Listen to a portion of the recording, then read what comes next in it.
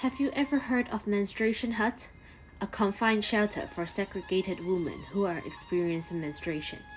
Can you imagine how hard life will be living in the hut?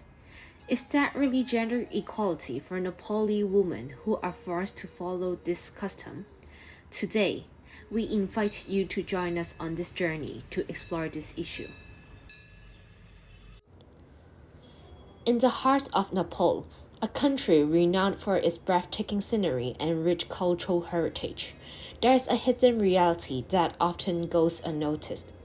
Today, we will bring our spotlight to a subject that is frequently hidden from view and stigmatized: the menstruation hut.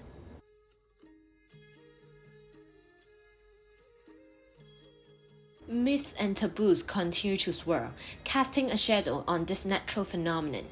This monthly journey, embarked upon by countless girls and women in Nepal, is unfortunately accompanied by a cloud of negative attitudes, wrongfully being called impure. For young girls and women in rural Nepal, menstruation is more than just a biological process. Being isolated from their communities, forced into small structures known as menstruation huts, also known as chowbadi.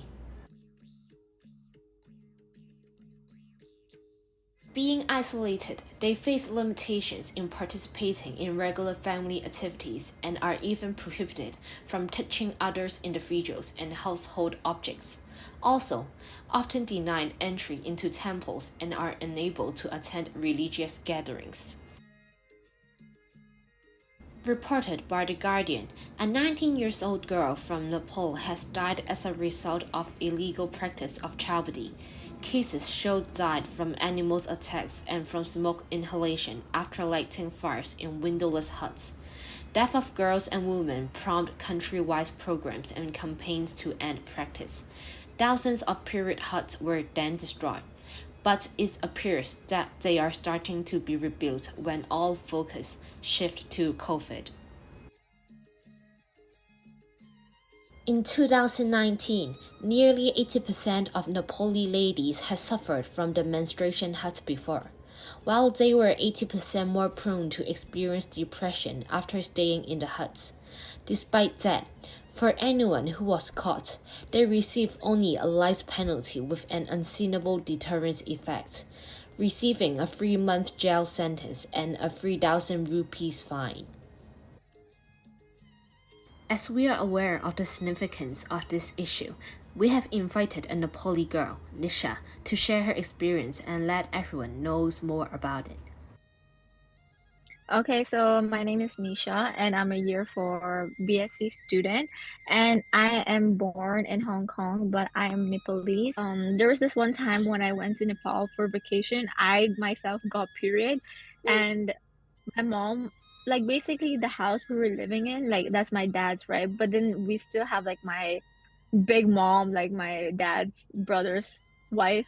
So she's very like conservative. So she's like, oh, you cannot sleep in the room. You need to like sleep outside. During this interview, we discussed various questions relating to Nepal's gender inequality, society's views on gender equality, and menstruation huts.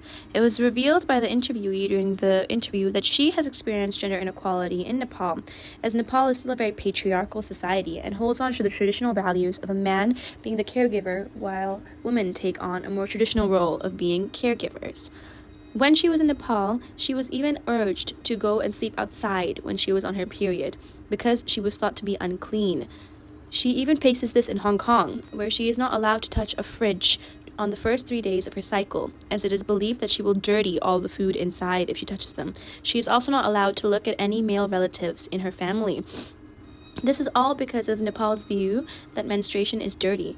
However, it was discussed that education can play a big role in fixing this problem and making sure future generations do not have to go through the troubles of having to go to menstruation huts. Nepal, like many countries around the world, faces challenges related to gender inequality. Significant disparities and discriminations persist in their society, including education, employment, and socio-cultural norms. Sustained efforts are necessary to create a more inclusive and equal society where women and girls can fully exercise their rights and contribute to their nation's development.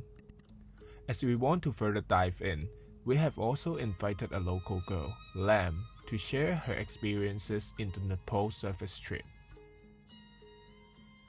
Mainly women stay in the home because when we visit them, it's like during the working hours, and the men mainly go to the farm to do the farming. And also for younger ladies, they also stay in the house. As for some, I can observe that many ladies which is the same age of me, like 19, and they have already gave birth for 3 babies, and they are also breastfeeding when we do the household survey. Some children, if they are boy, they can go to school, and some girls, they may just stay at home. As York has said, things are still not looking well in Nepal. There is still a lack of information about basic hygiene and unequal treatment of men and women, boys and girls. She didn't know a lot about the hut while she was traveling and visiting in the village, but it was after she returned to Hong Kong. This topic will be extremely difficult for volunteers and other international organizations to make changes, as we are unable to own a wealth of knowledge regarding the hut outside of the nation. In Nepal, poverty is a massive challenge. According to Asian Development Bank, in 2022, 5.1% of workers earned below $1.9 per day, while the unemployment rate stood at 10.7%. Tragically, 27 out of 1,000 babies born didn't reach their 5th birthday. Corruption is another pressing issue, as Nepal ranked 122 out of 180 countries in the Corruption Perceptions Index. So, what can we do to combat poverty in Nepal? The first solution surrounds targeted social welfare programs. Implementing cash transfer programs and food subsidies for those in extreme poverty can provide immediate assistance and support to the vulnerable populations. Apart from social welfare programs, agricultural support is also essential. Supporting smallholder farmers for training, improved seeds and fertilizers can boost agricultural productivity and income for rural communities. An example of such support is the partnership between the Norwegian government and the United Nations Development Programme Nepal in July 2023, which promotes renewable energy solutions for the agriculture value chain, improving food security in Nepal provinces. With the implementation of these 2 solutions, we can create a better future for Nepal, alleviating poverty and fostering a more prosperous nation. As it was mentioned by our Nepali interview that gender inequality is a deep-rooted cultural problem in Nepal. For example, in 2018, 11.4% of women aged 15 to 49 years old reported that they had been subject to physical and/or sexual violence by a current or former intimate partner in the past 12 months. Therefore, it is difficult to change the ingrained cultural beliefs in Nepal. However, it is possible to change the mindset of the Nepali in this generation. Education takes an important place.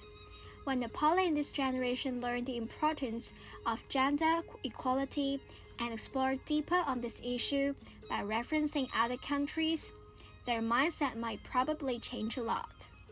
Thus, in the future, when the majority of people in the society understand the severe impact on women from gender inequality, they might propose policy to change this improper social norm, such as prohibiting people to build menstruation huts and force women to live inside the hut or live outside the house during menstruation.